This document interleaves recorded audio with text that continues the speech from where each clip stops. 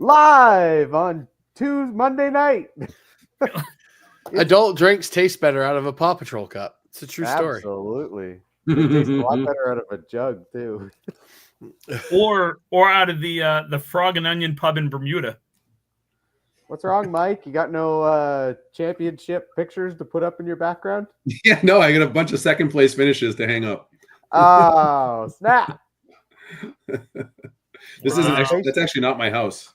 Participation pictures. What? It's not my house. Not your house? No, He's at a neighbor's house. He's just surprised. Calvin, didn't you used to live there for a while when we did the I show? lived there for a while. There's Calvin on the couch in the back, just kicking it.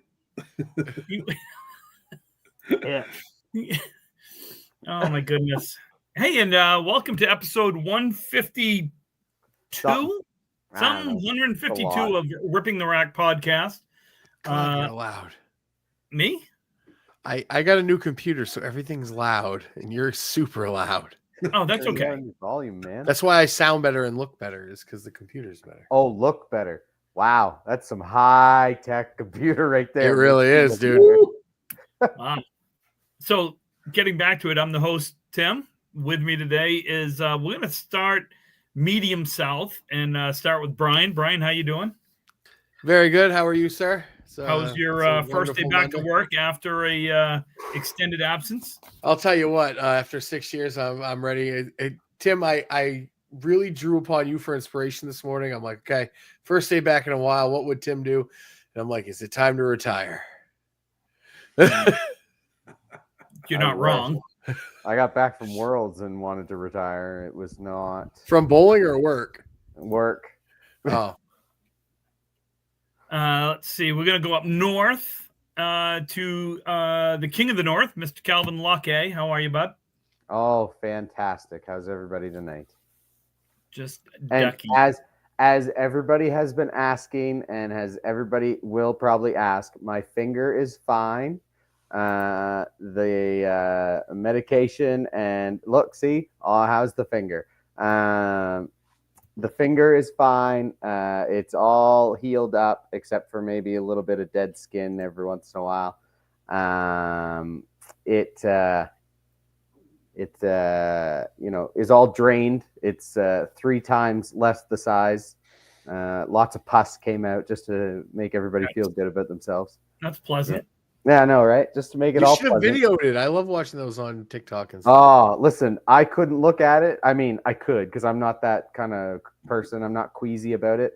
But when Buddy at the urgent care went and took his knife out and just kind of went, "Hi-ya!" I went, "Oh, that's pleasant." Oh, that's what we're doing. Okay. Yeah, that's what we're doing. Okay. Yep. Just hack it open. You just cut me, Mick. You just go for it. Yeah. Wow, that was an extended greeting. So let's move on to our special guest. He is a let's see, he's a singer-songwriter, guitarist extraordinaire. He's a tax professional. He's a sometimes golfer. He's a sometimes okay candlepin bowler. He's a good dad. He's got a great daughter, great son. He's a world traveler with his more famous daughter. Yeah, she's a superstar. She's a superstar. More famous than him, and he's got 50 years on her. We've got Molly's dad with us tonight. Molly's dad. Hello, Molly's dad. That's what he should change his name to. It shouldn't be Mac. It should be Molly's dad. That's. Hey, happy to be here. You know, get into a little, not really controversial discussion, but I think a topic that a lot of people have some opinions on. So looking forward to it, guys. Nice. Mac, you used to be big in the Caleri forum. I can remember those days and the posting back and forth. This is kind of like full circle, right? Now we're on a podcast talking about Candlepin. We're on a podcast. I mean, I think it's a little bit of a different rating that the kids might view this one. They weren't allowed to check out the Caleri forum. But yeah, that was a lot of fun back then. You know what I mean? We kind of everyone just messed around. And I will admit, I miss the Caleri forum. No one got offended. You know what I mean? It's one of those things where you show up, don't get offended, don't get upset. People are here just to have fun and kind of rib on each other a little bit. And the big worlds guessing and all that. Oh, Sessa's thing every year on there. Cool. Oh, that was awesome. Big Show's Caleri newsletter was classic. Yes. We had a good fun on that site. No, that was a lot of fun. I missed that one. Yeah. Yeah. Now we get Yeah, this same here. Facebook crap. Well, now we get Candlepin Chat, which is great, except for things get posted so much in there Yeah. that you get a great topic that starts and then it just filters down. And the next thing you know, it's now 3 pages down and you got to search to find it, and kind of not fun. But glad you could make it, Mac. I appreciate you having you on. So Calvin, let's get some of the trivial stuff out of the way here. Calvin, what's happening up in Canadian world? Nothing, man. Absolutely nothing. There was a Battle of the Sexes this weekend. I seen some pictures of it, but I have no stats. Don't have anything about anything. Let's get ready for the 560 in February. Yeah, didn't see the Remembrance Day singles at Heather Lane's, so I don't think that went over. There's a Scotch doubles possibly this weekend at Bayers Road. Have no idea. The Connell Patterson Memorial, I haven't seen any posts about that. It could be just that I'm not part of a group. That's November 30th and December 1st, 2-day tournament. December 8th is another Battle of the Sexes at Avon Valley Lanes. Other than that, nothing going on. So Canada kind of sucks when it comes to tournaments. We don't bowl every 2 days or every day. There used to be all kinds of tournaments up there all the time. I know. The problem is that all the people who used to run the tournaments are now older, and all the people who still want to bowl those tournaments don't feel they're the caliber of bowlers who can win the tournaments. So they're just going to donate, and they don't want to go to donate. And that's it's also understandable, honestly. Too expensive to do anything because, for an example, oh yes, the Moncton 525, December 7th. Yeah. That's coming up, but I think they're usually full. They're usually always full. I don't know that they they need teams. They usually have a wait list. That's how big that tournament is as well. So that's coming up December 7th. But yeah, there used to be tournaments every weekend. There used to be, but everything's so expensive now. So to travel, let's say, you use an example of Nate LeBlanc, to travel from where he is to Moncton's like a 5-hour drive, and you basically have to come the day before because you don't want to leave at 3 o'clock or 4 o'clock in the morning to make a 9 o'clock tournament. So we really struggle, and I've said this many times on many podcasts. We really struggle with distance. It's tough to get a tournament together when you can only basically get 3 or 4 teams within a 2-hour radius. If not, somebody's traveling 4 or 5 hours and they have to get a hotel for both nights, because now you're getting a 3-day weekend out of only a 1-day tournament. And that 1-day tournament, you may only make $200 a guy, and not feasible. It's not worth it. Too many people got kids now. Too many people, it's too expensive with everything going on in Canada. Gas is ridiculous. Even though you could fit 4 guys in a car and it makes it only maybe $20 a guy, but still you're looking at everything else. So it's tough to get tournaments going in Canada. I wish we could, but sucks. But anyways, yeah, upbeat, yay! Tournament. Hooray! Bowling. The funeral of Canadian bowling. Yeah, it's getting to that point, because even house tournaments are getting hard to fill, and I guess what do you do? There's nothing really you can do. It's just the way the world is going. So you can't change the distance too. That's brutal. No, and that's the other thing. You can't make away the distance unless you find a bowling alley that's in the middle of everything, which is tough to find there, because north of New Brunswick is, the middle of it may be Woodstock or, Fredericton. And then Fredericton's still 4 hours away from Truro. So now you're basically only Moncton, and it's just crazy. It's really tough. I wish somebody would win the lottery and we could have like a shuttle bus for everyone. Everybody gets their own shuttle bus and team bus, and everything's paid for. That'd be pretty cool. Right? You get a shuttle bus for everybody from up north, and they pick you up at a certain time, and you go, and you maybe sleep in the bus or something like that. And, you know, it's a big bed bus or something. I don't know. Like barnstorming matches. They used to have barnstorming baseball. They just go town to town and have like just matches between two teams. Like, can you imagine like barnstorming Candlepin exhibitions? You just show up and roll into somebody's alley and just two teams throwing. It's like banana ball. Yeah. Yeah, exactly. Yeah. Banana bowl. Banana bowl. Yeah, it'd be pretty fun. But unfortunately, yeah, it's kind of a slowly dying thing here in Canada. Keeping you up, Kevin? What? Okay. Is it keeping you up? Oh, yeah. Keep me up. Oh, yeah. It's late here in Canada, man. We're an hour ahead of you. That's right. Wow. Yeah. So that's depressing. Thank Right? you. It is, unfortunately. Thank you. That was the pit with Calvin Locke. Yeah. The pit of Candlepin bowling. Wow. Yeah. I don't know how I can top that for down here in America. I don't know either, man. But let's see if I can talk about what's happened and what's coming up.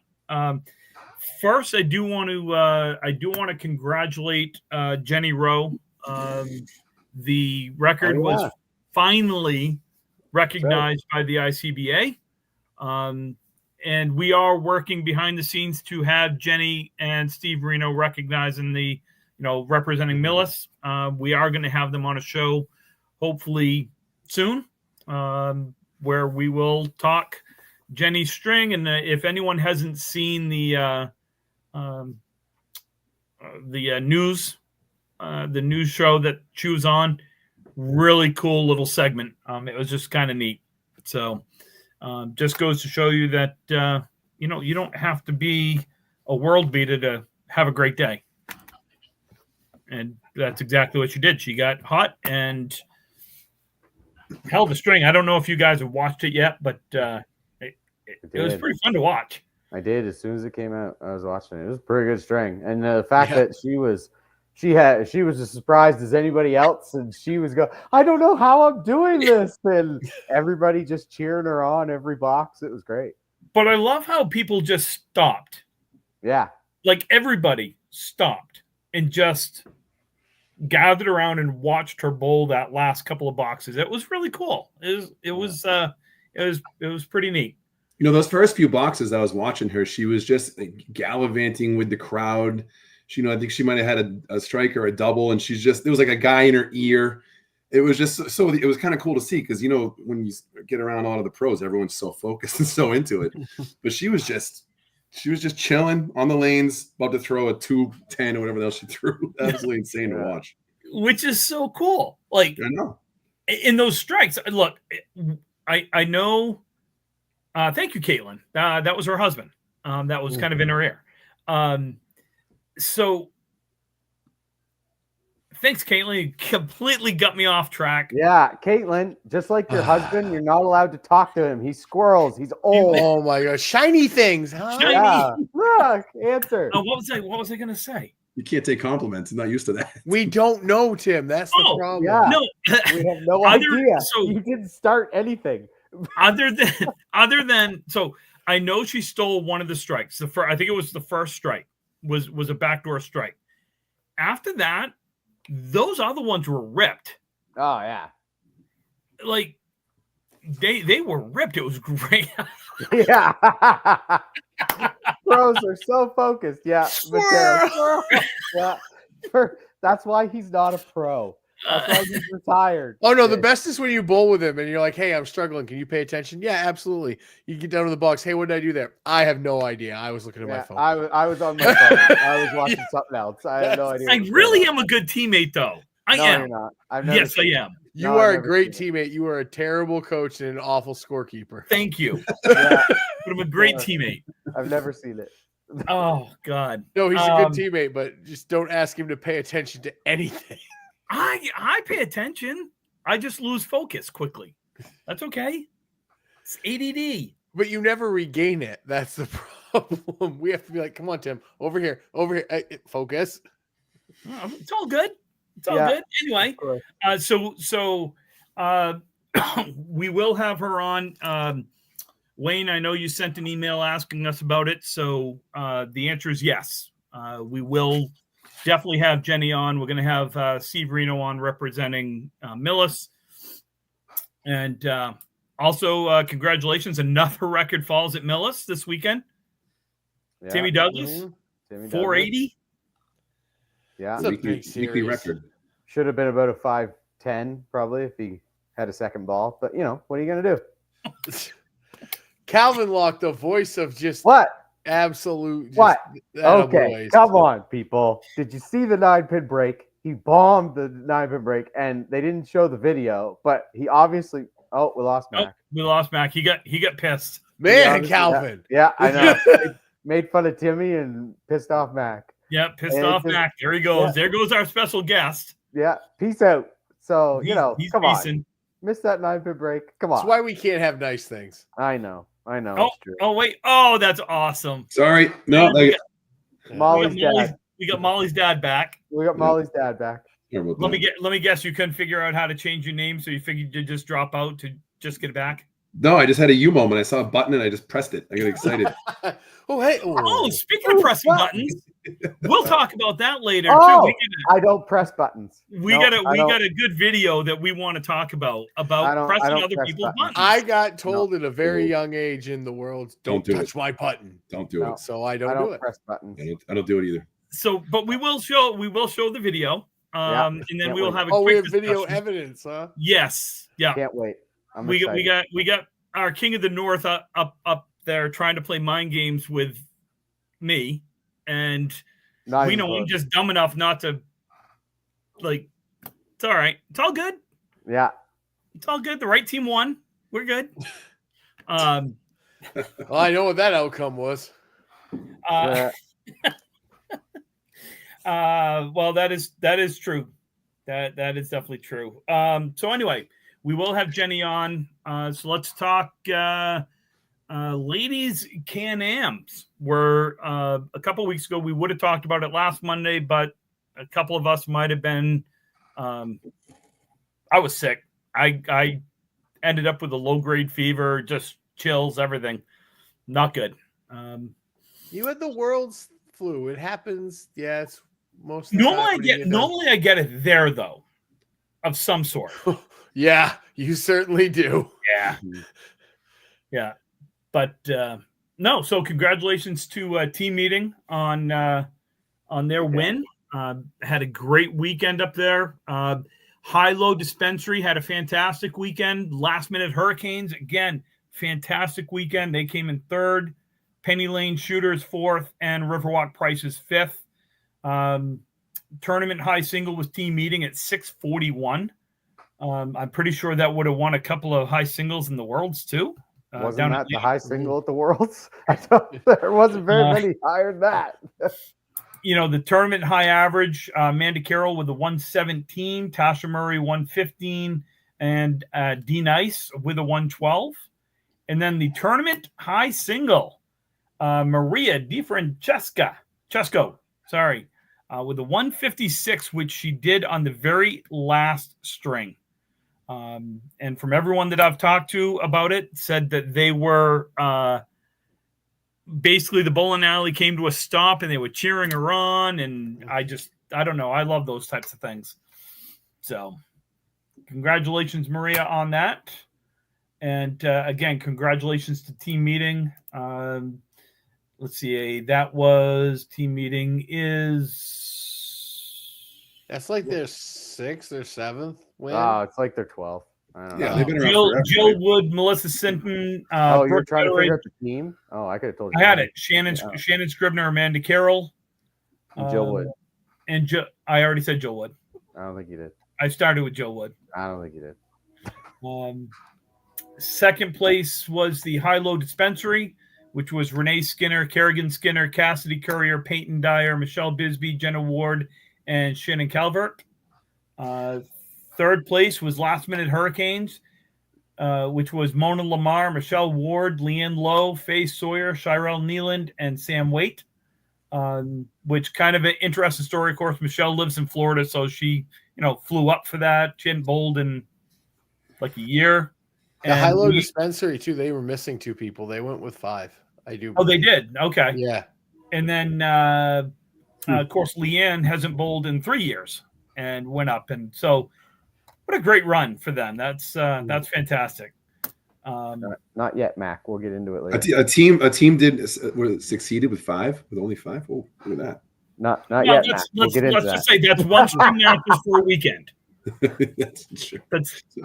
That's 15 strings. I think they bowled 15, which is still, that's actually in those types of tournaments, that's a lot of bowling for a weekend. Yeah, it is. No, it is. Upcoming, and we're about to get into the reason why we have Mac on here. Let's see, upcoming stuff, and I lost oh my god, I hate computers. Squirrel. No, he hit the wrong button. No, I hit the wrong button. I had it all set up, and you hit the shiny button, didn't you? I did. Tim, let's see. We've got we're 2 weeks out from the Richie Mayer. Averages locked in after yesterday, so please get all the information over to Sean Sears. He will basically take care of that for you. So get all that over to him. That's coming up. We have, I don't know what this one is because now that's going to load and not run. So that's awesome. The Candlepin Corner Christmas Classic is coming up. That is Saturday, December 14th. And yes, you saw that right. I am signed up for it. I will be bowling in it. What? December 14th. Wait a minute. I may have to sign up now. Well, it's got a wait list, so put your name in. Oh, well. Oh, you're bowl. Well, maybe I'll just go down now and do some Christmas shopping and watch you bowl.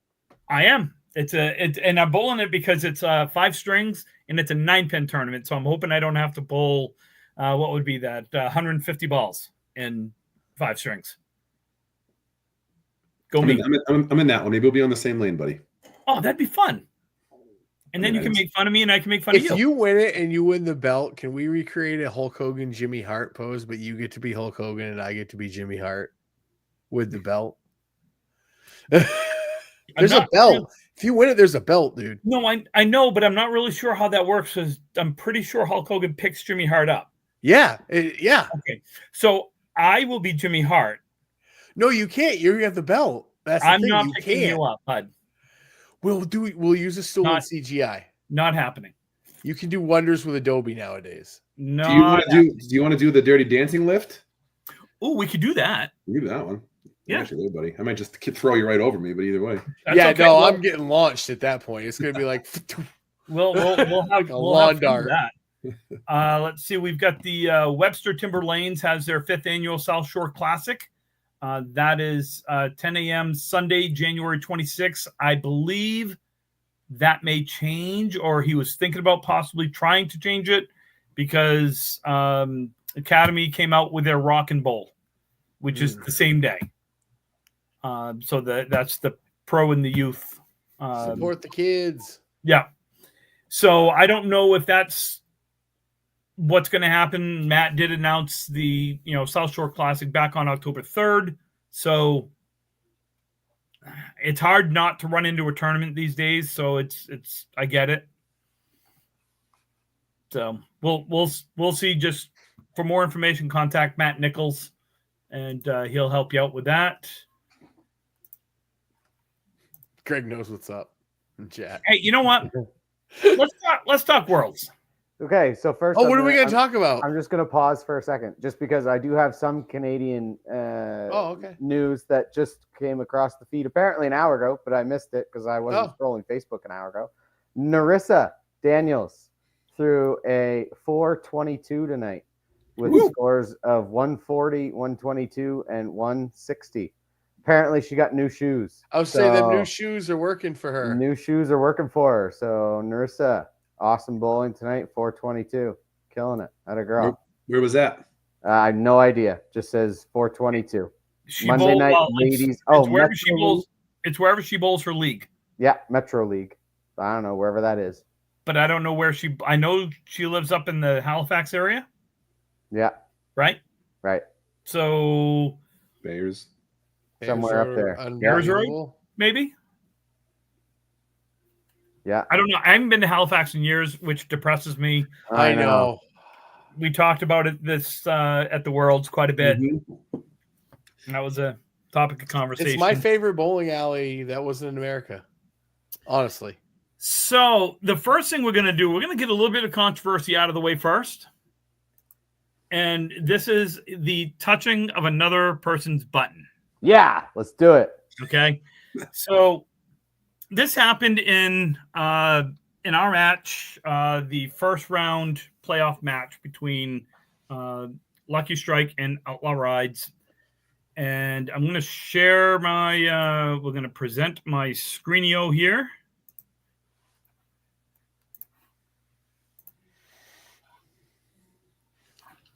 And we're going to go full screen. Yeah. So we've got this was my third ball. So I really wasn't aware of what was going on until shocker, until kind of the end when I turned around and I realized that someone had pressed my button. I'm sorry, that was me going for the spare, which I sucked on. Yeah, you missed that completely, dude. I did. Yeah, I did. awesome. I was trying to play the left side of that. Oh, great! I'm going to call all dads. Calling all dads. We got a crying kid. Arctic Yes, Angel, can I help you? calling all dads. Here we go. Let's go back to this. So, I think we all know that when you push a button, that stops the box, correct? Yes. So tell me if you would have pushed a button here, as you see my pin starting to roll back. I left thinking that, Nick was just going to, but it's rolling right towards the pin. It's getting ready to hit the lip, and Calvin pushes the button. Yeah. Wood was angled right towards the gutter. That's why I pushed it. It was going right in the gutter. Can we watch it again? Sure. You want to see it again? That's just one of those crazy ones. I do, because I was all ready to defend Calvin till the very end. I thought Ryan pressed it at first. It was the momentum had already swung, Adam, when you That's guys pretty good bid there, Tim. Okay. getting your butt. No, kicked. you had a 21 pin lead right here in the total. Yeah, but Joey was already on a spare strike and everything. It was already Okay, it's moving, so you should wait. It's moving. You should still wait. Look at the angle. Look, it is. You clearly weren't looking at the angle. Yes, I was. I saw the thing going. Okay. Is that why you pressed it? I was standing there. Yeah, I would have waited. waited, but I don't think it would have taken it. Exactly.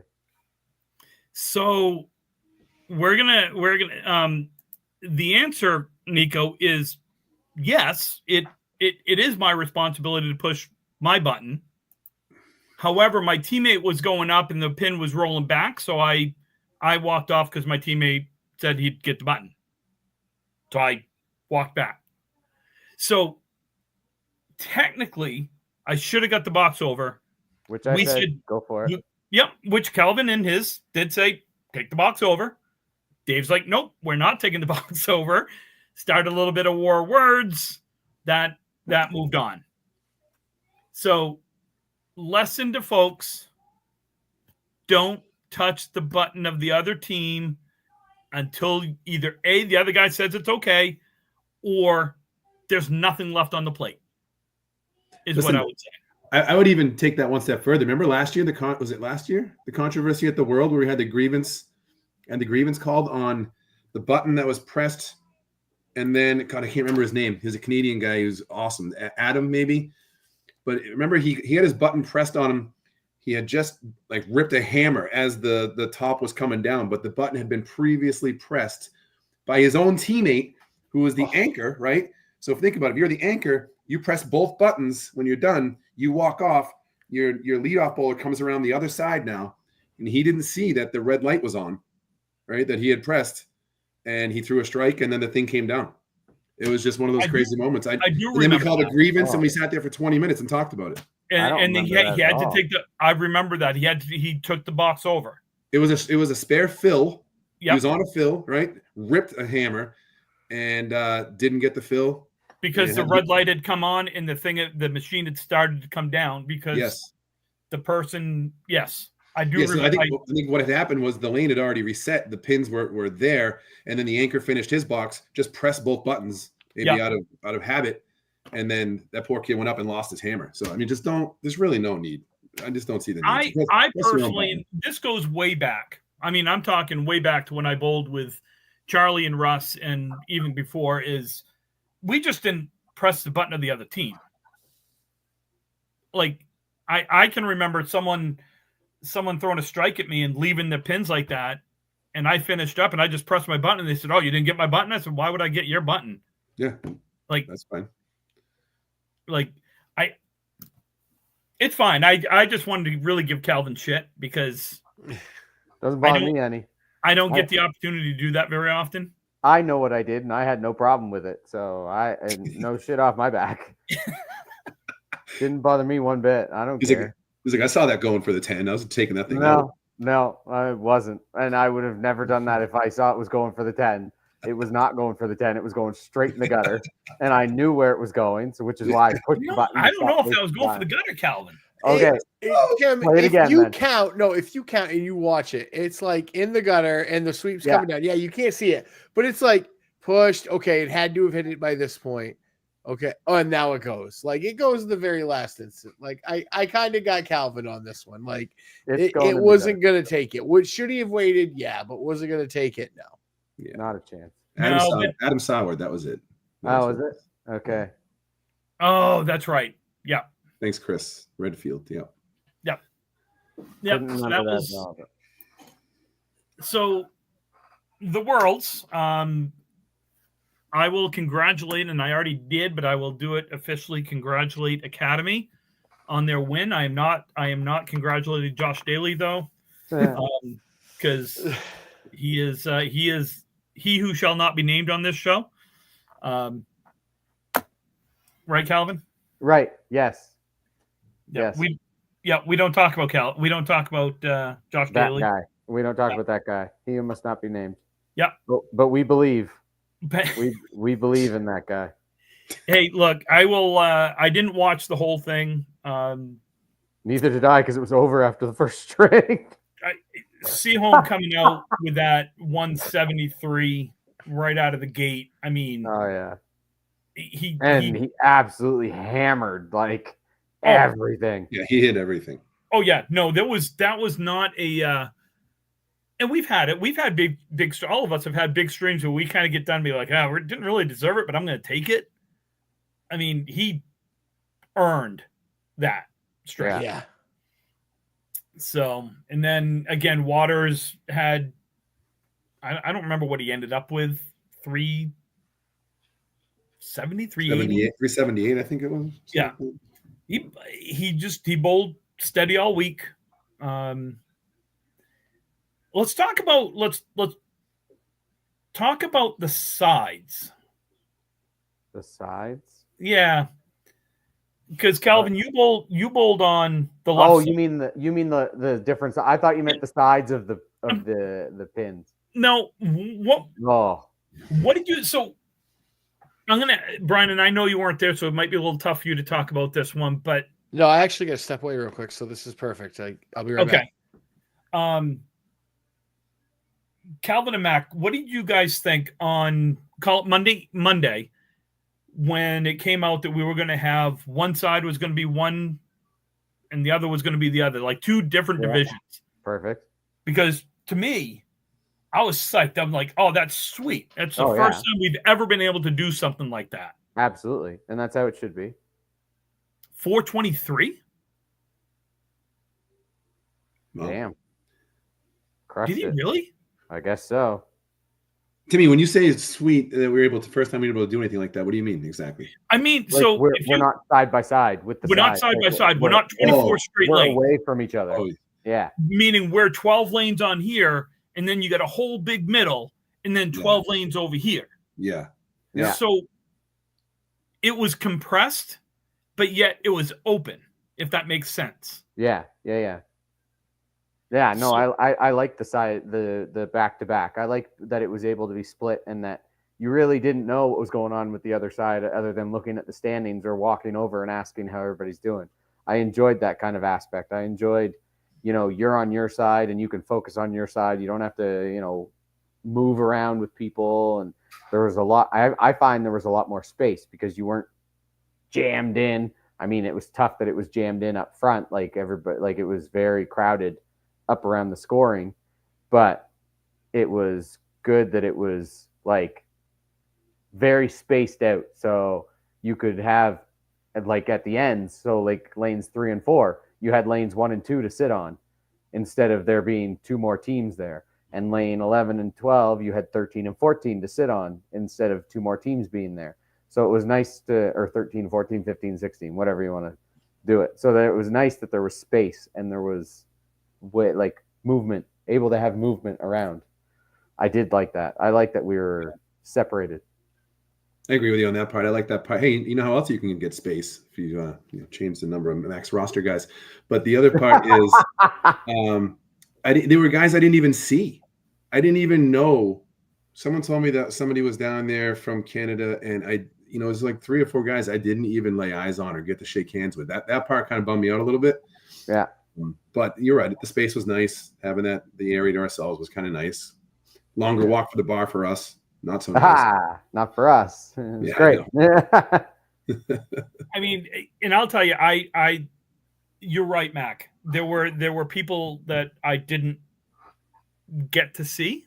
Some of those people I was happy not to see, so I'm okay with that. What? Sorry, was that my outdoor voice? Crap. Shoot. I gotta start managing that. I don't know how to do that sometimes. Did someone have stuff stolen? Apparently there was a few things. I don't know if it happened at the bowling alley, but apparently there were a few things that were stolen at the hotel. And people went to the counter, and apparently the counter told them, it's your word against ours, blah, blah, blah, blah, blah. Apparently. That's what I heard in just, yeah. At the Marriott hotel? Or at the double? At the Courtyard Marriott.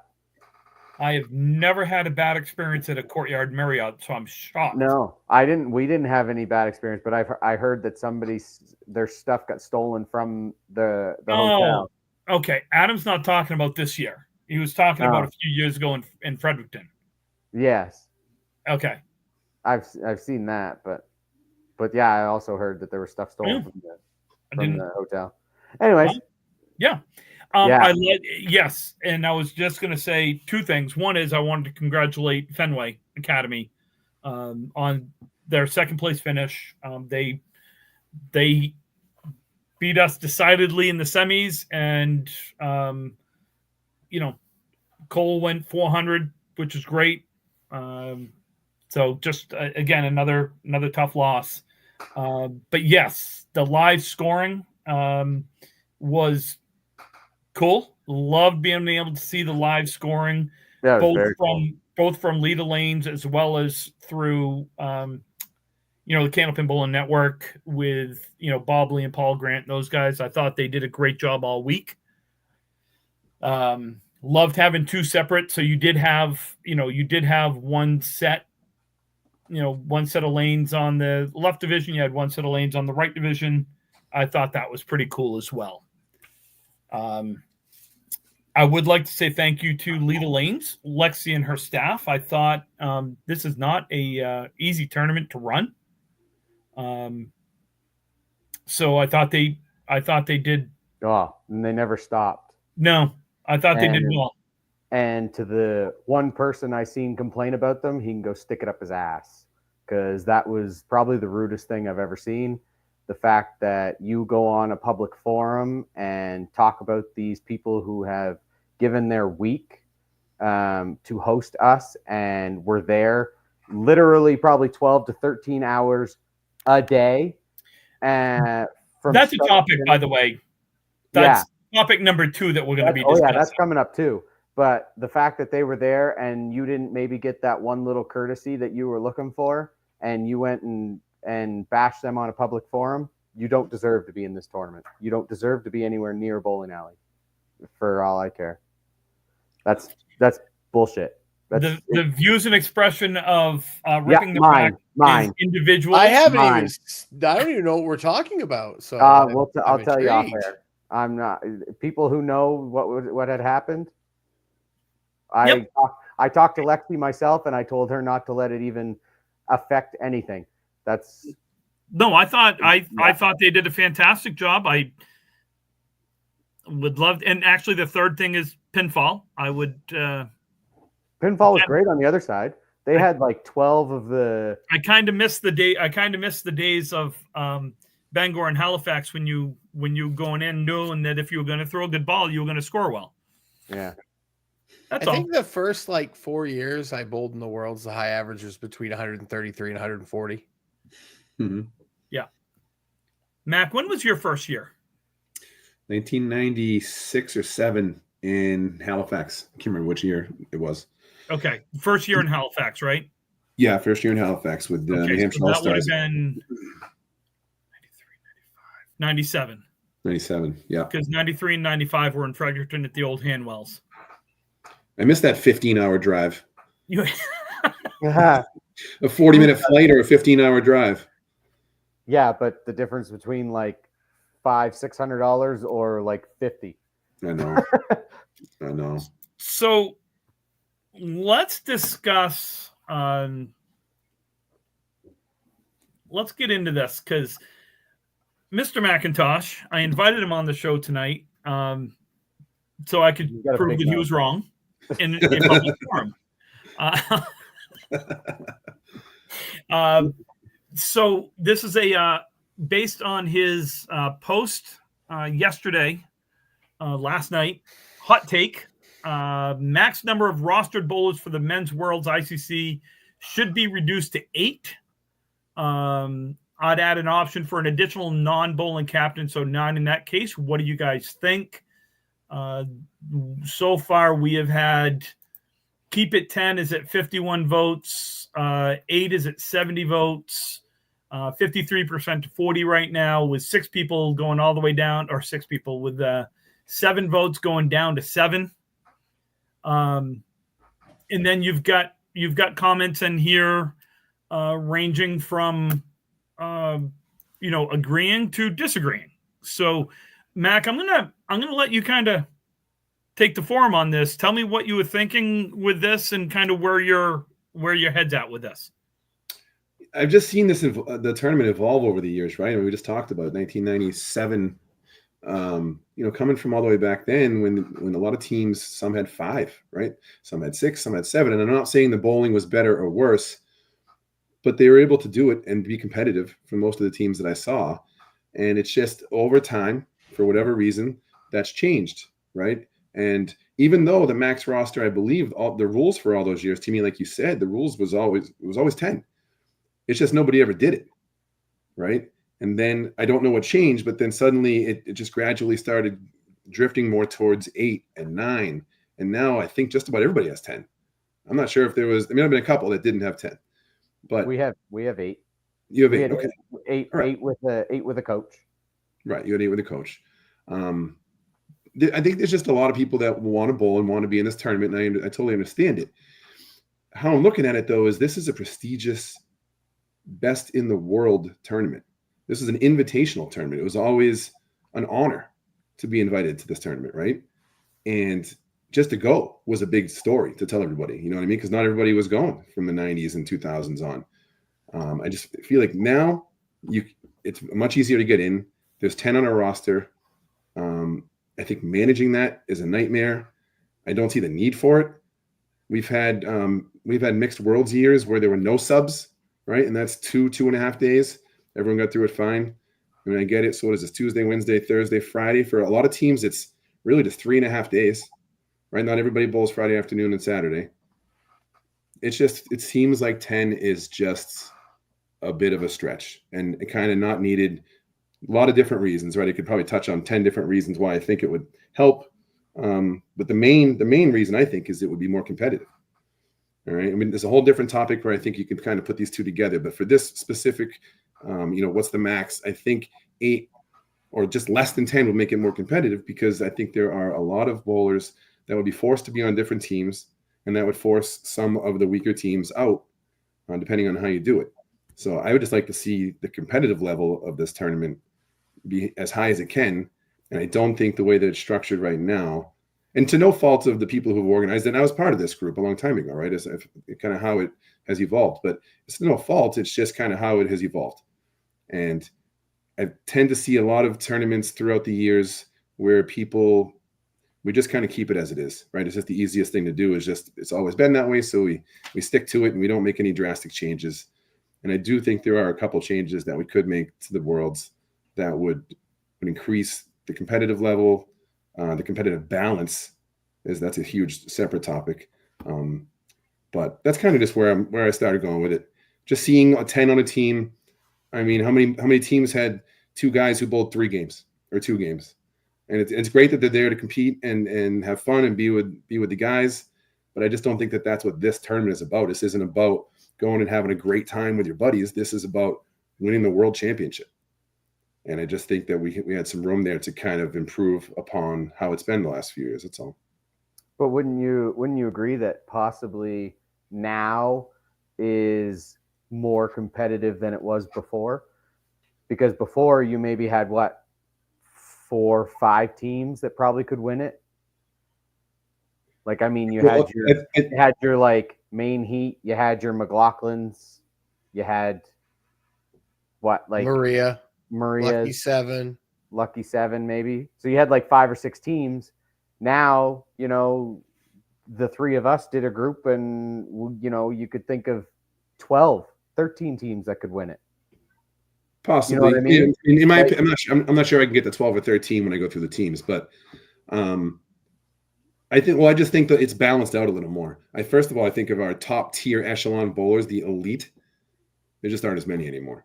Okay. And there's no, it's just how it is. Like in the 90s, right? They were, like Brian said, high average is 135 to 140, partially to do with pinfall, but partially to do with I think that's way more pinfall than it is the eliteness of the bowling, because I've watched videos of bowling back then, and they're just as good as we are. It's just the pinfall but how many? A lot better. How many? You say we. All I'm trying to do is put into perspective how many people fall in that category. You know what I mean? There's still a ton. I'm not saying that. There's still a lot. Yeah. I just think if that was condensed down to 24 teams of 8, or even say if we're going to keep it 10, go to 20 teams. But that's what I was just going to say back. Like if we keep it at 10, are you like, if we don't do that, like you theoretically should cut the tournament down at that point, right? So as you're talking about saturation of the tournament, like. So that's a separate, actually, Brian, that's a separate conversation that we can have, because I actually have it down here, and I've talked about this in the past, is that there's only so many houses we're losing houses now. Yeah. Right. We're losing houses that can have this tournament. Right. In Massachusetts is 3, I think. There's Academy, there's Leda, and Leda, New Hampshire. Woburn not even open. Don't know if they'll ever reopen. There's one. Maybe one on the South Shore, but I was thinking maybe one down on the South Shore. So there's Academy, Leda's in Massachusetts. Leda's in New Hampshire. Lakeside won't have it again, but they've got 24. And there's only one place in Maine, and that's Bangor. Westport. There's only one place in Maine. Bangor. Okay. And there's only 2 places in Canada? There's 3, 4. There's 4 places in Canada, but only one that people want to go to. Because they go to Kings. The Kingswood still has 24. Okay. Bible Hill has 24, and they have an even cooler concept that I think you'd really enjoy, because they have a wide open space, and then they have 6. They have 12 where 6 and 6 are back to back. So it's you can put like primetime matches in the back to back. So it's a wide open concept, and then there's I know Kingswood still has 30, but I mean they have at least the 24 that can hold it. So there's 6 lanes on one end and 6 lanes on another end. So it's an even cooler concept of back to back. So your one division would have 6 and 6. Oh wow! Yeah, it's pretty interesting, but no, again, nobody would ever go there, and there's really nothing, like there is nothing in Bible Hill. Like That's kind of the thing we're it's- missing too. About Yeah. you can only hold it in places where there's actually things for people to go do it. Well, Yeah. do we really need things to go to if we're going to take 15 hours to bowl? No. that's the other thing. Well, is that's we're not- another yeah. thing entirely, Tim. Like So here's my first here's- Worlds, I can remember we were out of there at 5:30. Yeah. So, and we'll get to that, Brian. I got that written down. I want to address Mac's point. So there's a couple of reasons why I personally think leaving it the way it is fine. Number one, you don't have to take 10. Nothing in there that says you have to take 10 bowlers. It says it's capped at 10. So that's the max you can take. So if Lucky Strike, if Dave Barber says, you know what, we're going with 7, he can go with 7. If Sean Millay says we're going with 7, he can go with 7. Nothing says you have to take more than that. So to limit it and say now, nope, you can only go up to 8. Well, let me tell you the financial implications of doing something like that. Okay.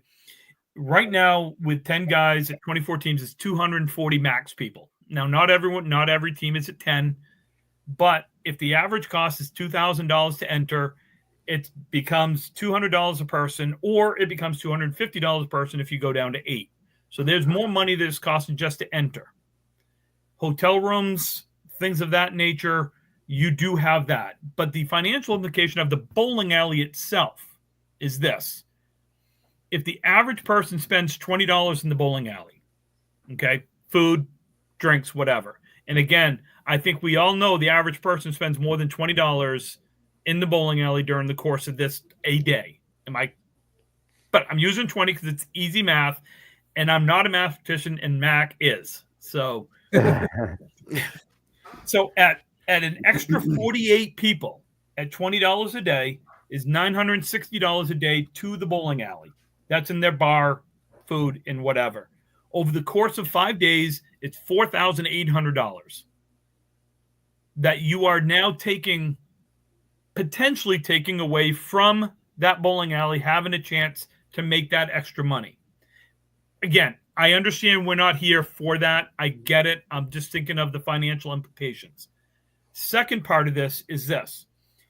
I'm going to use our team as an example, okay? I'm coming off from back issues, right? So I'm the 10th guy. Surrett sucks. Dave Godwin is coming off from rotator cuff issues where he went through rehab for 3 months, 4 months, whatever it was. You've got, we had Eric Pelletier, who could only bowl Tuesday, Wednesday because he was headed to hockey with his kid in Lake Placid. I was wondering where he was. Yep. And he's got a rotator cuff issue. He's actually having surgery on that sometime soon. And then Boudreaux came up Tuesday. He was there for Wednesday. Again, shoulder issues. We could only really use him for one match a day. And So you never know when he can get the week off because he's a teacher. correct. So for us, having 10 guys was beneficial because you didn't know what you were going to get out of me. They got a little bit more. I did more than I thought I would, and I actually probably could have done more now that I know. So we're one team with some injured guys that if we're healthy, sure, we could put another team in and be competitive with most other teams when healthy. I mean, it sounds like a lucky strike problem, right? The way you described all that. It is a lucky strike problem. Okay. No, but I mean, I get what you're saying. But if you know this ahead of time, you're not going to show up to Lita with 4 guys in the shoulder sling like there were last week. You know what I mean? It's like, you have to manage your team. So 8 guys to get you through 5 or 3.5, so why, 4.5 days. Why can't I have 10? How is that? How I can't for the life of me, Mac, and I'm not trying to just create clicks or anything else. I can't for the life of me figure out how limiting, how going from 10 to 8 is going to make this so much more competitive when the same guys are already bowling.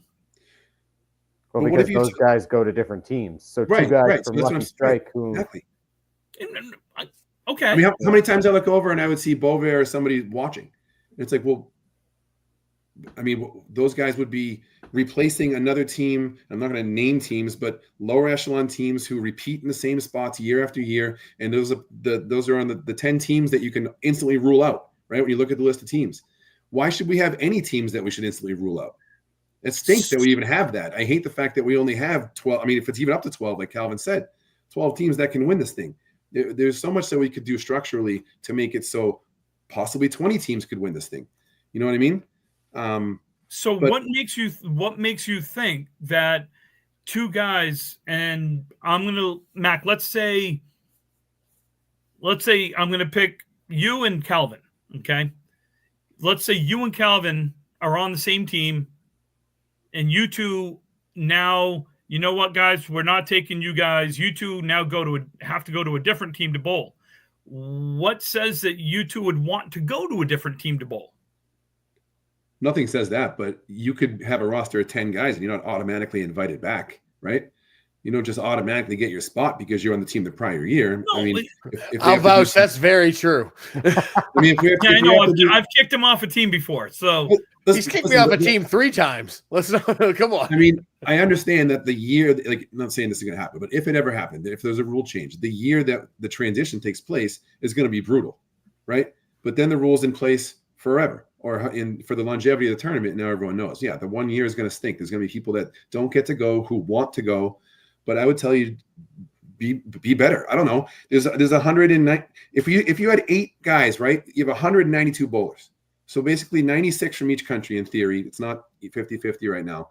But the top 100 bowlers from each country is a good representation. Why do we need an extra 48 guys? What is that doing for the tournament? Those 48 guys aren't the ones that are going to be in ripping it up most of the time for the most part, right? I mean, they are making money for the but they can win the signals. They could win the singles. Yeah. And listen, I get it. They can get their name on a trophy too. You know, fine, whatever. If you want to have your name on it, I mean, that's fine. But go earn it. Be part of the 7 or 8 that are bowling. But I would say that your lower end of the bench is earning it. If I get in and I went in with no expectations other than I'm going to be able to give Dave Barber a break, I'm going to be able to give Jeff Surratt a break, I'm going to be able to give Chris Bovair a break, Jimbo, whatever it is, to allow them to be a little more fresh come the playoffs.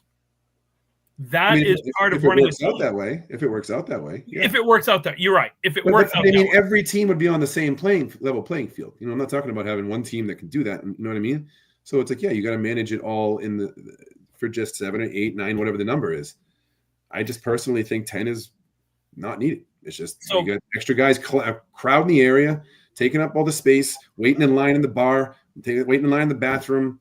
It's just extra, and a lot of people will probably still go and watch and still bring in revenue. You know, I don't know. I just think there's just no need for 10 bowlers on a team. So the second part, some of those guys though do add something when they're not on the lane. You're kind of talking to one of those 9-10 guys here. So what I can say to that is like, yeah, I may not contribute on the lanes, but like, as Tim will say, I'm one of the best damn teammates you've ever had, and I think I add something to the 100% agree with you there. And I'm honest to God, I've been one of those guys over the years, right? Probably contributed more from the sidelines than I have on the lanes. Mm-hmm. And I'll admit it to you. And there's a chance that if the rule was to change, that I don't get to go. Somebody else made a comment that less chance I get to go, but still a better tournament, right? Still better competition. I'm just saying, like, I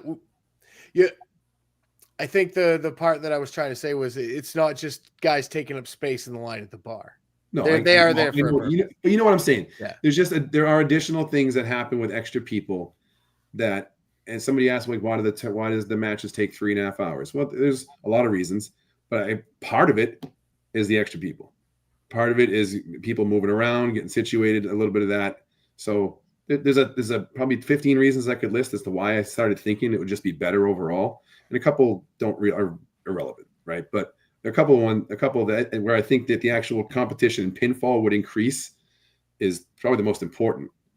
And that's kind of why I keep coming back to it. Like, all the other stuff is just extra fodder. But I do think that the teams would be better and the pinfall would be better, and the matches would be. I mean, there's great matches. I just think they'd be more exciting. See, and I understand exactly where you're coming from, because for many years I bowled on a team with 6 or 7 guys, and that's all we took up was 7 guys. You know, I bowled on a team the year we won in 2001. We had 6 guys, and the 6th guy come Thursday said he was too nervous to bowl, and we went with 5, including a 60-plus-year-old Charlie Miling and a 60-year-old Russ Neely. So I get what you're saying. I understand what you're saying. It's okay to disagree. I'm going to disagree. And I personally think having the roster set at 10 is perfectly fine. Doesn't mean you need to take up 10 guys. Calvin's a perfect example. They took up 8. Right. You know, so to me, it's up to the captain to make his team competitive. It shouldn't be mandated by the tournament. No, it should. But some of the teams are very top heavy, and they do get to take those extra guys who would make a difference on other teams. Okay, I have a question then. If you keep it at 10, what if there was a minimum number of strings? Like, you have to bowl a minimum number of strings. You can't just take up a spot. Not a bad option. You have to bowl 8 strings for the week. I would say if you're doing that, it would only be to qualify for playoffs, because that's what we used to do for. That's a good thing too. Yeah, that way you can't just take up a spot. You needed to have like 11 strings to be qualified for playoffs. If you don't, you're not bowling playoffs. Well, the more I think about that, I think that kind of waters it down. Actually, now that you say it, Brian, just because if you're forcing the 8, 9, 10 roster guys to bowl 8, 9, 10 games, right? They're probably going to be the lower average guys, but at least you're including your team. At least they're you're forcing your team to compete. But here's the thing, though: you have to get those in throughout the round robin portion. So it's like those are points that you guys might not win. So now you're really being selective because you know they have to bowl. You can't just be like, oh, we'll put you in the last string if we're in, whatever. Right. You get your experience. Now it's like, no, you got to bowl 8 games. You got to bowl 2 matches and a half. Like, that's 16, 18 points. That could deter people from taking the extra 9th or 10th. Yeah. That's an interesting thought. I have never even thought about that. I am now intrigued. Yeah. I kind of like a hybrid between what I said and what Calvin said. So if you do that, so if a team takes 10, and again, you can take anywhere from 5 to 10. If you want to be foolish and go with 5, well, we've had teams do that. And they've won. And win. And win. All Hall of Famers. Well, yes. They were the dream team. So in theory then, Brian, if I'm hearing this correctly, if you have 10 guys and you set a minimum amount of strings that each person has to bowl, barring injury, right? Correct. Yes. So, but that gets into like grievance and injury things. And well, I mean, but I'm just saying. So let's say for the sake of ease, let's say it was set at 6, which is 2 matches. Yeah, 2 matches. So a person has to bowl at least 6 in order to qualify for a playoff roster, and each team has to submit their playoff roster. Well, that's the thing. Prior to the start of the playoffs. Well, that's where Calvin's thing came in. What I was saying. Right, no, that's what I'm talking about. Oh well, my whole thing was you got to bowl 6 matches, or if your roster doesn't have guys that bowled 6 matches, sorry, I don't care how many points you won, you ain't making the playoffs. I like that idea better. Oh, it has to be that way, Timmy, because realistically, if you're bowling somebody 6 games all week long and you just get to the 6th game on Friday, what are the chances you put them in your playoff lineup? Yeah. You know what I mean? If they're only bowling 6 games, they just got the 6 games. So Sears is sending stats left and right, and I love it because he's a stat guy. Is that Wicked Fingers? Yeah, that's Sears. So what he's talking about, thanks for ever paying attention to our podcast, Mac, except for today when you're on, because everybody knows that's Sean Sears. I don't. But that's okay. That's okay that you don't pay attention ever to our podcast. It's just, yeah. He's still going. Look at him go. Hold on. Let me follow. Dude, he's doing some Rain Man stuff over here. He's doing Rain Man shit here. This is great.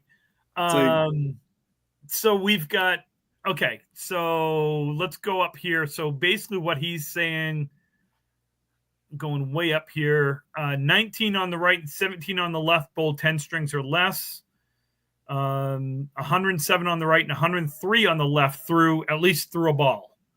Okay. Oh, that means they went in. Yeah. Started a string. So right side had 67 out of 170 bowlers bowled half the games, 19 were under 30%. Left side 65 out of 103 and 17 bowled less than 30%. But based on the math, the average roster is 8.75 based off who bowled. 9 of those bowlers bowled less than one match, which just dropped the average to 8.375 roster size. So I'm a CPA, but Jesus, I'm really thinking like I like my idea if you got to bowl 6 matches to have you guys be eligible. Six matches is a lot. I mean, sorry, 6 strings, 2 matches. Yeah. So take away 2 on the left side who bowled 0 strings. We have Sean and Trevor on our roster who did well. Okay, we know that Sean is the coach / captain / everybody we there knows. Could make distinguishing things too, like Max said. There could be roster spots open for you or a non-bowling, like team official, team coach, whatever, captain. right? So I am now intrigued at keeping it at 10, but you have to have a minimum amount of strings bowled. I could be sold on that. And you would want that number to be probably higher, right? I mean, that makes the risk of adding it. The rules that we had, it was 30%, I think, or something like that. So like 11 strings. 11 strings. There you go. That's a good number. At least that's testing out the full capacity of the team all week. The team that you're bringing to the tournament, they all have to contribute. So I bowled 11. I bowled 11 strings this week. You would qualify. You'd be fine. So we could have kept you at 10, and then you wouldn't have been able to bowl playoffs and thrown that double in the 3rd string. And then had old man Tim showed up there for a second. I mean, for a second, yeah, he showed overall, up. it's a team event, right? Excited. Yeah. It's a team event, so wouldn't we want to have the whole team, like as Max said, contribute? 174 bowlers. But you contribute multiple ways to a team. Oh, no, I understand that, Tim, but listen, selfishly, I like it at 10 because it lets a guy like me get on a team and have a chance to get their name on that big trophy. But if we're being realistic, I like the idea of... My mind is getting blown here by Sears. He's kind of just... He's at a decimal point in like 15 straight comments. Yeah. But, sorry, Brian, I didn't mean to interrupt. It's okay. It's one of those things. Like, I think it's a combination of a lot of things of why pinfall is down. I don't think it's a talent level. What I think is there is a whole lot of guys in that maybe 1A tier where there used to be, like 10 or 15 guys in that elite tier. Now we have that 1A, but that pool is bigger than it ever has been. I think there's a lot of guys that are really there. I don't think the average is suffering from talent. I think it's suffering from pinfall and maintenance, and people just don't bowl as much as they used to. Let's face it. You can't, like, when I was first starting to bowl in adult stuff in 2004, I bowled in 2 leagues a week, and then there was a tournament every single weekend. Like, I could find something to bowl in, whether it be an in-house, a state tournament, something every single weekend. And you could go in and just bowl. You could bowl if you were lucky and your alley owner appreciated you. You could bowl for $1 a string or possibly $1.50 a string, and you could bowl 10 strings. You can't do that anymore. It's time, money, whatever. I think a lot of it is practice, repetition, pinfall, alley. I don't think it's skill. But I think this is a way, and I know I'm rambling, I'm sorry, but this is a way to make it so everybody on that world's roster, be it 8, 10, 9, 7, you have to bowl a certain number of games to contribute. So hold that thought because we've Which gone one? way over. So if you guys are good with going on, we can continue. If not, we can circle back to this conversation because I want to get into, there's 2 things I really, really want to talk about. One is the ridiculous amount of time that it took to bowl, which is absolutely 100% ridiculous, and I don't care what anyone thinks. It is foolish that we got out of there It was 9:30, right? No. Oh. It was 8:00 when we got out of there Tuesday night. And it was 7 to 7:30 every other night after that. What are you talking about? Thursday night, I had enough time to go, eat supper, pay my bill, came back outside, and one team had said they were just finishing and were just coming to supper. We got out of there on the right side, I guess. Left side. We were the left side? Oh. Right side. No. We were the right side. Yeah, you guys were the right side. Yeah. Man, who's on first? The left side was finished before us every single night. Every day. Oh, yeah. Every night. Yeah. The right side was somewhere between 7 and 8 every night that we got out of there. And there should be zero reason for that. The score system, it does not add an hour and a half or 2 hours onto this. It doesn't. No, but you know what added a half an hour every day? And I love the kid, but it was Coxie's ball rolling down the ramp 150 times throughout the tournament. Yep. So those overweight balls. No, yeah. They weighed them. Because at that point though, you're going to be like, hey. And they weighed them. And they were 2.58s. But it was because they had 2 holes in them that just didn't allow it was weird. Yeah. It was that and Justin Corkum. And I love him too. Anyway, here's the biggest problem. And I'm telling you right now, when people can come at my head, and I really don't give a shit about this. Cover your ears, kids. Fuck the etiquette shit. Okay? I'm tired of it. I'm tired of this ball for ball crap that is going on. It doesn't, as long as I'm not impacting the person on my right or left, I'm going to go. I'm going to. I didn't. I'm done with it after this week. I'm going to bowl my own speed. If you're sitting on your second ball and I finish my 2 boxes, enjoy bowling by yourself. That's ridiculous. But the fact is that when Lane, I saw it more than once. So it would have been lane 24-ish, waited for the guy in lane 25, who was waiting for the guy on 26, who was waiting for the guy on 27, who was waiting for the guy on 28. Cut the shit, folks. Knock it off. Oh, yeah. It is absolutely 100% ridiculous. They got to be part of the 48 that are gone from shrinking it down to 8. Holy crap! Oh, yeah.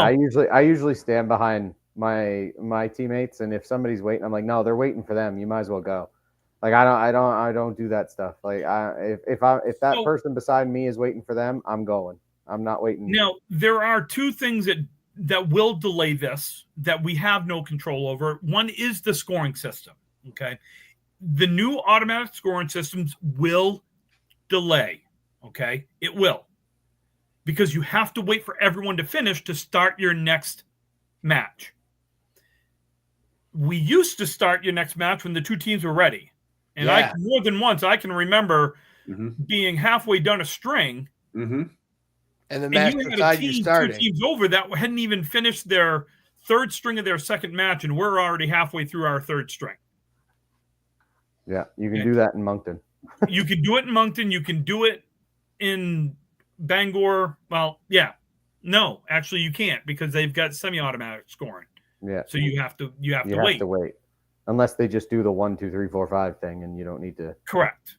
You don't need to update it, but that's tough. That's tough to do, because you need to know, your bowlers need to know when they're in. Well, that raises another thing. Should the tournament be done on pencil and paper like it used to be? No, because I like the overhead where you can see, and you don't need to talk, and the fans. The fans need to see it. You need an overhead.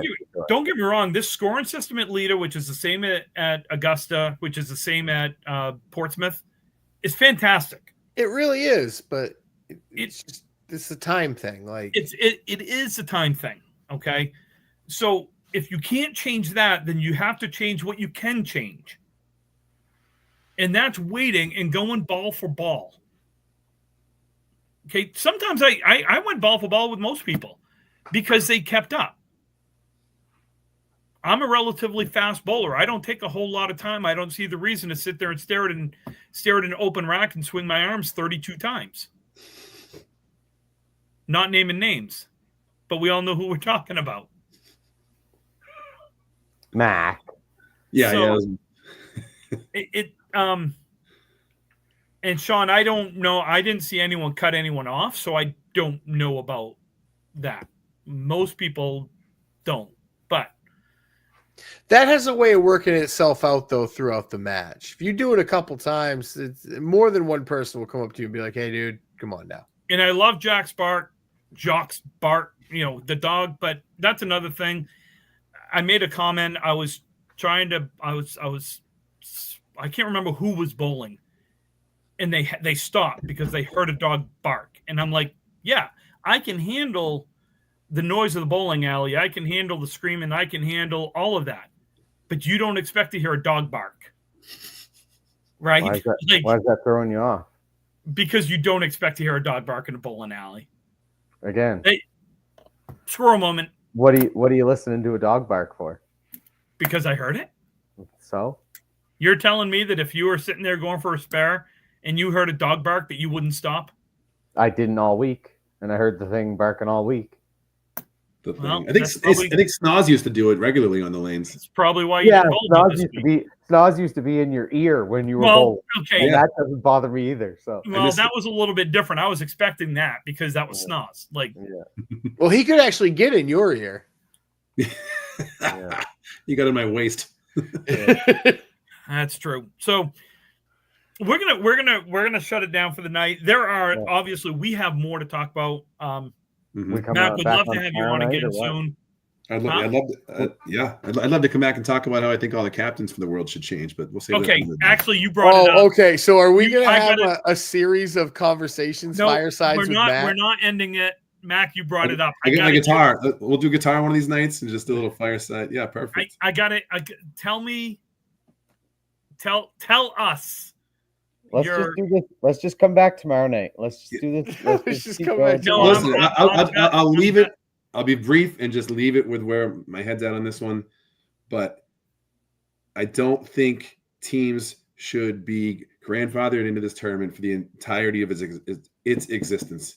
I don't think that brings out the best teams. And I think there should be a better way to determine captains and teams going forward than how we've done it. And again, how we've done it in the past is how it's needed to be done, but I don't think it's that way anymore. I got a great idea because I love that idea. Your playoff teams from the year before get an automatic entry into the next year. Fine. Okay. So Absolutely. What's that? 10 teams get an automatic entry. Everyone else has to do Mortal Kombat. I don't know. Everyone else has to do, and you could do, your Canadian qualifier and American qualifier. And it's a tournament in April or May, because that gives plenty of time for people to. Can an American team go up to the Canadian qualifier? Fundraise and do stuff. Right? So then you now have, if you keep it at 24 teams, you now have 14 teams to qualify. So you could get these other teams a chance to get into the tournament. And the only way that guarantees them the next year is you got to make the playoffs. That is the only surefire way to guarantee a spot. It's never going to change in Canada. There's not enough teams. Let's mix countries. There we go. I'll throw that gasoline on there. Jeez. Let's mix countries. Timmy, if you mix countries, then I'm on board with Max with limiting this. Yeah, if you're mixing countries, the tournament's dead in 5 years. Yeah, I think so too. I think you got to keep. You'll have 5 teams all together, and that'll be it. The only again, in theory, with this, it's we know we don't have. I don't say we know. I'm not saying that, but if it was done differently with different captains, again, I think that's going to change the structure and the talent level of the tournament. Just because I think some of the grandfathered teams, while I love them and I'm so happy they've always been in this tournament, you know what I'm saying? I mean, this is the world championship. The automatic thanks for being in the tournament for 25 years, you get a spot forever. I just don't think that bodes well for the tournament. So, and I don't have an answer, Sean. How do we ensure the qualifying roster is the roster that bowls? I think it just guarantees the captain spot. I guess. I don't know. I don't know how to. So do you roll off for captain spot and then they pick? Like, is it a singles roll off? I don't know. I like the thought. I don't have a good answer right yet because it really just kind of. You might need more than just the playoff teams, right? Because there's only 10 out of 24 that make the playoffs, so that's a little tough. But I think instead of focusing on more of like who are we going to keep going forward, you might want to just think about how do we relegate a little bit, or is that the right word? Delegate. What's the relegation? Relegation. And like in soccer, yeah, but where do they get relegated to? To not the worlds. I don't know. You know, it's. I mean, again. Love that they've all been bowling, and I could be part of this team too. I'm not saying that. I'm just saying that the tournament could be better if we were able to come up with a better system to hand out the teams. You're not wrong. You're not. But you know what I mean? There's a lot of emotion there too, because a lot of these people have been involved for a long time. So it's hard to just tell somebody that you can no longer come or you have to qualify or whatever it might be. But World Championships, man. I don't know. It's just the World Championships. Yeah, but you can drive a car with your feet if you want to. It doesn't make it a good idea. So Danny Finn, who is not allowed to message me during these, just message. But he is. Says if you're in the bottom 4 spots 2 years in a row, you lose your team. Well, yeah, I'm on board with something like that. Multiple years in a row at the bottom, I think you're definitely gone. Man, you're going to see some people bridge jumping in that second year. Well, I mean, that might help. Yeah. Mac, we're gonna have you back on because we're not done with this conversation. Okay, sounds good. This is we've got other things to discuss about the work. Look, it's the best. We still haven't congratulated Chris Ryder on winning the singles. I know. I was just thinking about that. So, great job, Chris Ryder. Congratulations for being the true king of the North. That was, I tell you what, I made the comment, 2 things. One is the singles went so smoothly. The fact that we did 2 to a lane was fantastic. Mm-hmm. Yes, Calvin, you heard me say it. The fact that we were out of there with the captain's meeting and the ticket draw by 5 o'clock or by 5:30 was fantastic. But that singles, both the semifinals and the finals was fantastic. I mean, it was great. Had a tie in there, had a like everything you want. It was fantastic. Right, Calvin? A1 applesauce. Calvin, I gotta say that 10 you made against I forget the guy's name from Maine. Man, I've never hoped for you to go through the hole as much as I was right there, but you made that. Oh, when you went that 10 against DJ. DJ, what a 10. Brian, did you see that? So Brian and I know DJ. We're actually friends of him. He's a local. I used to work with him. Yes, he was our. Chris Redfield is Chris Ryder, by the way. Just so you guys. Yeah, no. Oh, seriously? DJ was our pick to win from the get-go because I never even seen him. I'm like, this guy looks like he just walked in off the street. He didn't even know he was at the tournament, and he just decided to pick up a bunch of bowling balls and start bowling against people, and he could have won that thing. That's kind of how he operates, actually. That is exactly how he operates on league at Oakland Park because he is he just goes and bowls. And I did not know Chris Redfield was Ryder. Ryder, great job, buddy. I'm so happy for you that you beat Calvin. I knew he was here commenting because he's never been here, but he knew he was going to be talked about, so that's why he's here. Well, welcome. He never comments. Yeah. Well, we're glad to have you, and you beat Calvin, so it was But that 10 you made, Calvin, that was a great shot. Thank you. It was. The 1 Calvin's 4 going to 7 go 10 night right? here in a minute. Soon. Yeah. What'd you say, Zach? I just said it was the 1 4 7 10 clean. Yeah. Well, not clean. That wood came off the wall, but I just mean you didn't have any wood. Yeah. The wood I was didn't have any pins wood. that you hit. Yeah. I mean, you probably shouldn't have punched 2 in the first ball there with the match on the line. No, you're right. You probably shouldn't have.